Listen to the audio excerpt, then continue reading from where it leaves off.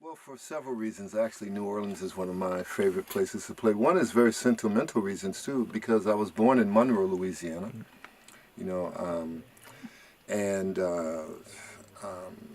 I've heard about New Orleans, all my life, I think what happened, it was the very first time I came to play in New Orleans. It was in the early 80s with a group called Mandingo Griot Society, and we were playing basically music from Gambia with the choir player, but using rhythms of funk and reggae and all things coming from the tradition of Americana, and implementing that into the traditional Mandingo music.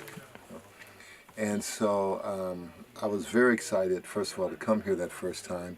I was always somewhat familiar with certain types of music coming from New Orleans. When I was growing up in Chicago, one of my favorite groups was the Meters, and the drummer Zigaboo had made a big impression on me, because, with Sophisticated Sissy Strut, those were types of things I listened to as a kid, Right after Katrina, we were going to do this, we talked about doing this recording with Rob Wagner, saxophonist here, and Nobu Ozaki, bass player originally from Japan, but he's been living in New Orleans for a long time.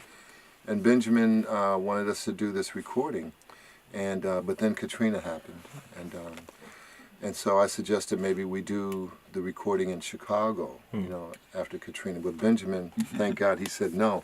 Let's still try and do it in New Orleans, which we did, and that gave me the opportunity to spend some extra time here. Yeah. It was very deep being here at that time. Yeah.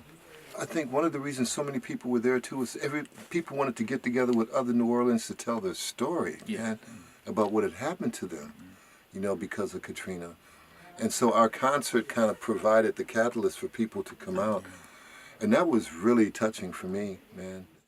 So this has been happening over the years now, and it seems like each year it is kind of growing. More and more people come out and have like a family of friends here. And I feel at home here, it's needless to say. I don't have to say I like the food. That's, you like the food, of course. But I like the vibe of the place, and I love the people that are here, and the musicians that are here. There's some great musicians here. Of course, Rob Wagner and Nobu Ozaki. Like last night playing with Jonathan Freilich. On Monday night, man, I did something happened that I've wanted to do for a long time, and that was to play with Doug. Doug Garrison. Yeah, Doug Garrison, And so it was truly an honor for me to share the stage with him, to listen to him. And, he told me something that I was deeply flattered when he told me that. He said, "Hey, Hamid, you've inspired me for a long time, I was like, what? And but after hearing him play live the first time years ago, he became an inspiration for me. But what was special about Monday was Doug playing drums gave me the opportunity to play frame drum with a trap drummer, which I really hadn't done before. It's always with other frame drummers. And then he came last night, and so I think our relationship over the years has been getting deeper and stronger. And he's a beautiful man, beautiful brother, kind, gentle heart, compassionate, big mind, extraordinary ears. Well, I try and live my life in that sort of way, where I'm open to the various possibilities of growth, and doing that in a musical way and doing that in a friendship way too. And I'm hoping that we all can grow together, because music is a very communal thing, and it's something that we all experience together, and it's something that we can all grow in together. I'm not just talking about players of instruments, but also, listeners too. We're all part of the same energetic structure, so the energy of the so-called listener is just as important as the energy of the so-called player of the instrument. There's no separation. Yeah. What isn't greater or lesser than either one? They're equal. My aspiration is to be of no mind, actually. How so? No particular mindset, so that I can be open to whatever might happen. Because sometimes your mindset can prevent you from being open to different things that might happen and might take place. But I admit that oftentimes it's unavoidable to have a particular mindset. On one level, it's kind of natural, but then in another way, I believe in the process of open space, so that you can deal with whatever might happen. But even if you're playing, let's say, something very conventional, and you know it by the way that if you've done it for a long time, still it's best to be in a very open state of mind, because even in those situations you can always find something new, or maybe hear something new. I think we should approach every situation from a place of freshness, and expecting, something, welcoming the unknown, Yeah. Well, one of the principles for me, it's very simple. It's just knowing that I don't know, really. It doesn't matter how much, outward knowledge you might gather. It's still only, that much compared to what is, And just knowing that I don't know, and keeping, trying to maintain a wonderment in what we call the universe, So that's all things around us. And I don't care how much you study, how many books you read, or any of that. You'll never reach the end of that, of which is,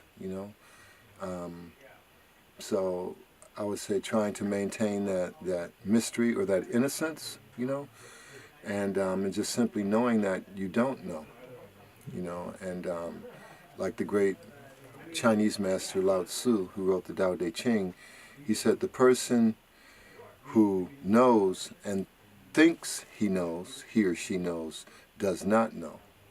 The person that knows and knows that they don't know truly knows, because then you have room for many things to come. It's like the old story of the Zen master, and pouring a cup of tea, for the new student, and it's like they talk about how your cup has to be empty, and because there's room for things to come in. But if you're already filled up, there's no room for anything to come in. Right. There's no room for expansion. We're only limited by, the mental constructs that we ourselves, set up, or how we allow ourselves to be limited by other mental constructs. They might affect us physically, of course, but we have a choice, too, of how we might want to view things.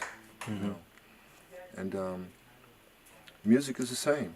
It's but there's constraints on everything, and it just depends on how we choose to deal with those constraints, whether we choose to respond to them or to react to them. And sometimes I'll play in situations where they'll say, Hamid, this is how I want you to play. And I'm like, okay. If I say, no, I don't want to play that way, then I'm going to be suffering the whole gig, But I say, okay, I'll play that way, I'll play that way. But I'll still will play in that situation to my fullest ability. Yeah. Because I'm happy when I can try and do that, no matter what the situation is, play to my fullest ability, and I get something out of that, But if I'm going to be sitting there like all mad because so-and-so said this is how I have to play, then that's my state, one of contraction. Yeah. But I choose to be in a state, if possible, of expansion, no matter what the situation might be. Yeah. And it's a process. It's not easy. I have to continually work at it. I'm not saying that it's something just really simple and you can do it. It's not. It's a practice.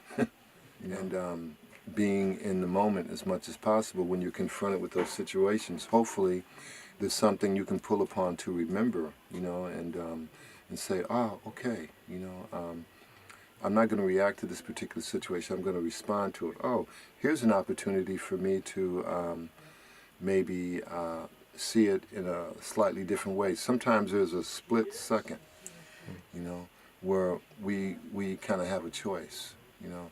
And it's a matter of observing and watching yourself. You know, we have to watch ourselves. We have to observe ourselves. You know, and it's not, this doesn't happen by magic or anything like that. It's a real conscious process, you know, and it's called observing yourself, watching yourself, asking the questions, you know, who am I or what am I, you know, and it's being, it's a continual moment by moment, you know, process.